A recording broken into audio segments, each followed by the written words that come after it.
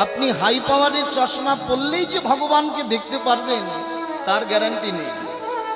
তাকে দেখতে গেলে ভক্তি সত্তাকে আগে হৃদয় মাঝে রোপণ করতে হবে, তবেই দেখা যাবে রাধা কৃষ্ণ এক আত্মা। ছোলার ডাল বা মটর ডাল দেখেছেন না?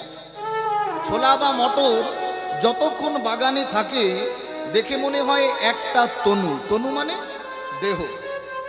ভক্ত কি করে? ছোলাকে বা মটরকে ওই বাগান থেকে তুলে এনে একটা পাত্রের মধ্যে জল দিয়ে ভেজায়, আর ভিজতে ভিজতে ভিজতে খোসা স্বরূপ আবরণটা যখন উঠে যায় তখন দেখা যায় যাকে আমরা এক ভেবেছি এক নয়।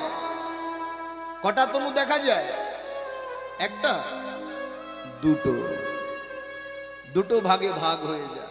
তেমনি মন্দিরে গৌরাঙ্গ মহাপ্রভুকে দেখলেই চেনা